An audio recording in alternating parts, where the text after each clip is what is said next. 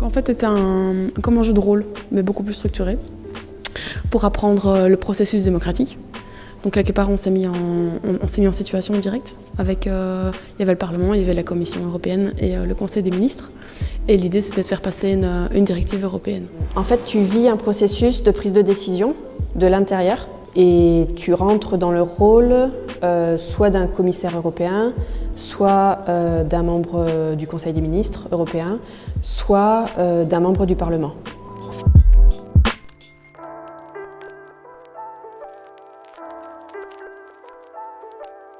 Ein Planspiel simuliert einen politischen Entscheidungsprozess. Das kann auf ganz unterschiedlichen Ebenen stattfinden, in der Gemeinde, in Europa, in Deutschland, in Frankreich. Und in diesem Planspiel treffen unterschiedliche Positionen aufeinander, die vertreten werden. Und es gibt eine Konfliktsituation, die gelöst werden muss. Und die Teilnehmer vertreten unterschiedliche Positionen und versuchen in einer Diskussion, indem sie ihre Argumente austauschen, eine gemeinsame Position und Lösung zu finden. Tu rentres dans un personnage et donc tu dois comprendre quelle va être sa logique, quelle va être sa stratégie, quelles idées il doit défendre. Et tu vas essayer du coup tu vas jouer ce personnage et essayer de faire avancer les idées qu'il a. Sachant que tu expérimentes le fait que tu es dans un système complexe où tu as d'autres parlementaires, les commissaires, les ministres, qui eux ont aussi des idées qu'ils vont vouloir faire passer.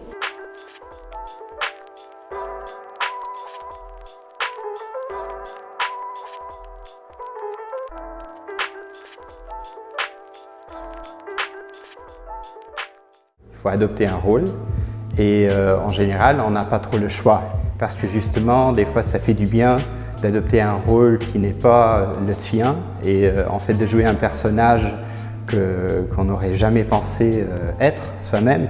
Si on est la commission, mon rôle par exemple c'était la commission, donc on est un peu plus peut-être encore à l'écoute et on essaye d'écouter vraiment toutes les positions et de voir si entre toutes ces positions on peut former un consensus à la fin. S'il y a cette possibilité. Enfin, tu vois toute la complexité à la fois qui se passe dans la prise de décision et à la fois les enjeux, etc., qu'il pourrait y avoir derrière une question qui au départ aurait pu paraître simple. Là pour nous c'était une taxe ou non sur des gobelets en plastique. Et aussi tu comprends mieux comment fonctionnent les différents espaces, les différentes instances, quelle articulation il y a. Voilà, je pense que jusque-là, j'en avais une idée très théorique. Et puis je pouvais très bien confondre qui fait quoi, qui a quelle marge de manœuvre. Mais quand je pense à tout mon cursus scolaire et également universitaire, je pense qu'il n'y avait aucune situation qui m'a autant fait remuer le cerveau que ce Planspiel, justement à cause de cette complexité. Donc il faut vraiment tenir en compte une multitude de différentes idées, de différentes perspectives. Il faut non seulement défendre ces idées, mais aussi voir si on a une chance de convaincre l'une ou l'autre personne. Il faut faire le tri. Man lernt zu argumentieren, man lernt Kompromisse zu schließen, man lernt seine eigene Meinung zu vertreten. Man lernt aber auch, wie politische Prozesse funktionieren, also in dem Planspiel, das wir hier gespielt haben, wie funktioniert eigentlich die Europäische Union, wie arbeiten die einzelnen Institutionen miteinander, aber das Ganze könnte man natürlich auch auf kleinerer Ebene machen, also wie funktioniert es zum Beispiel in einer Gemeinde, wie arbeitet der Gemeinderat.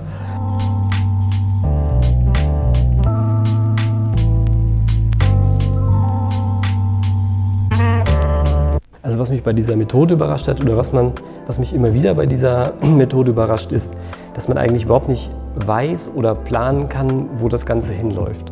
Also das Ergebnis ist eigentlich immer wieder überraschend und das Ergebnis ist auch immer eigentlich ein Kompromiss von Meinungen, Positionen, von denen man am Anfang vielleicht dachte, dass sie sogar unvereinbar sind.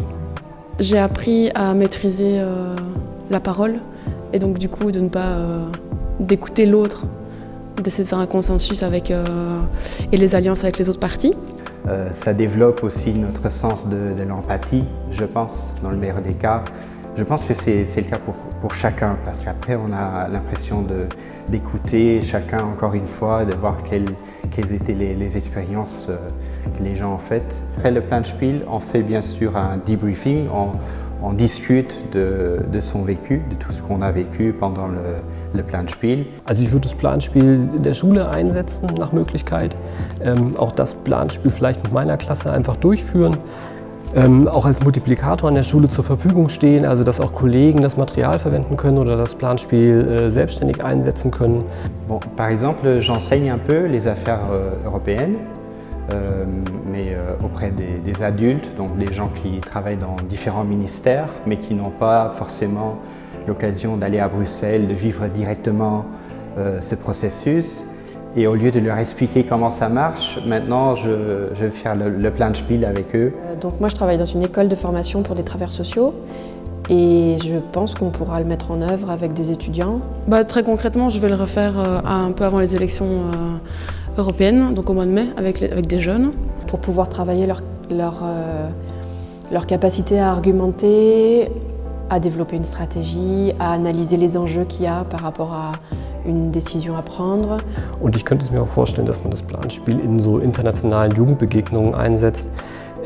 Also gerade dieses europäische Planspiel in internationalen europäischen Jugendbegegnungen quasi, dass die Jugendlichen gemeinsam lernen, wie funktioniert diese Europäische Union eigentlich.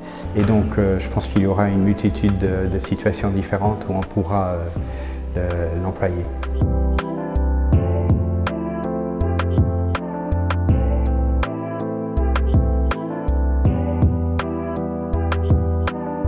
Ça m'a surpris de me prendre autant au jeu. Ce qui m'a surpris surtout, c'était l'énergie